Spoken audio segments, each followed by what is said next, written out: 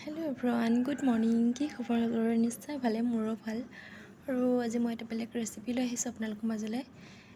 জোনাকী ফুল হৈ দেখিছে, কচুৰি পেনা বুলি কয় কিছুমানে, আমাৰ ইয়াত জোনাকী ফুল বুলি কওঁ। আপোনালোকৰ তাত এই ফুলবোৰক কি বুলি কয় জনাবচোন।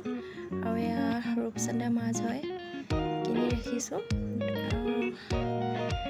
ৰূপচন্দা মাছৰ এটা মই ৰেচিপি বনাম।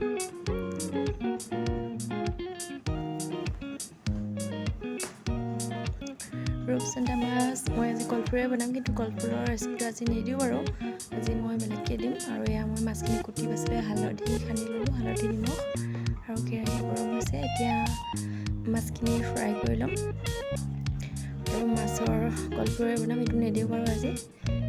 আৰু মাছৰ মূৰেৰে মই আজি জোনাকী ফুলখিনি ফ্ৰাই কৰিম, চাই দিব ভিডিঅ'টো।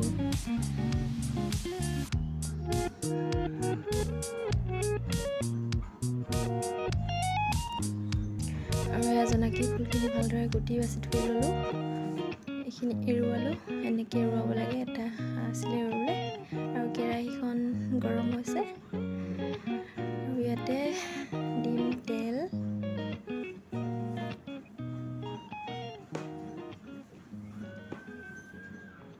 কেৰাহীটো বহুত গৰম হৈছিলে, কিন্তু ধোঁৱা ওলাই আছিলে। আৰু এতিয়া মই তেলখিনি দিলোঁ, এতিয়া নহৰু দিম, নহৰু আৰু জলকীয়া দিম, পিঁয়াজ।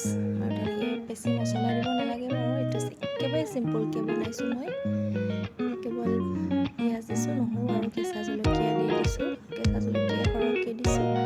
আৰু এতিয়া এনেকৈ লৰাই ভাজি হৈ যোৱাৰ পিছত ফুলখিনি দি ল'ম।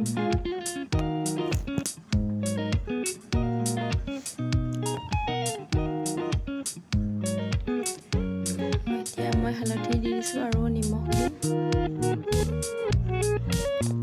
প্ৰয়োজন অনুসৰি দি দিছোঁ। যিহেতু মই কম ফুল মানে অকণমান, সেইকাৰণে অকণমানি দিছোঁ। আৰু মাছৰ মূৰটো এনেকৈ দিম, এফাল দিছোঁ যিহেতু কম হয়, মানে ফুলবোৰ কম কাৰণে আপোনালোকে বেছি দিব পাৰে। আৰু এতিয়া সৰু সৰু মাছ দিলেও ভাল লাগে, মই বেছি মাছৰ মূৰে দি পেলাই খাই ভাল পাওঁ, সেইকাৰণে দি দিছোঁ। আৰু এতিয়া ফুলখিনি দি দিওঁ, আৰু এনেকৈ দি পেলাই অকণমান লৰাই থাকিলে হৈ গ'ল। বেছি ফ্ৰাই কৰিবলৈ একদম কুমলীয়া হয়। আৰু চাই থাকক ভিডিঅ'টো। আৰু এনেকৈ হৈ গ'ল, আৰু অকণমান ভাজিলে হৈ যাব। আৰু আজি ৰেচিপিটো কেনে পালে জনাব, আৰু আপোনালোকে এই ফুলবোৰ কেনেদৰে খাই জনাবচোন। আৰু মোৰ ভিডিঅ'বোৰ কোনে কোনে চাই আছে প্লিজ কমেণ্ট কৰি জনাব। আৰু এই ফুলবোৰক আপোনালোকৰ তাতে কি বুলি জানে নিশ্চয় কমেণ্ট কৰি জনাব। আৰু এয়া হৈ গ'ল, তেনেহ'লে খাই চাব, বহুত ভাল হয়, মই বহুত ফেভাৰেট হয় মোৰ। আৰু আজি ভিডিঅ' কেনে পালে প্লিজ কমেণ্ট কৰি জনাব। সকলোকে বাই বাই।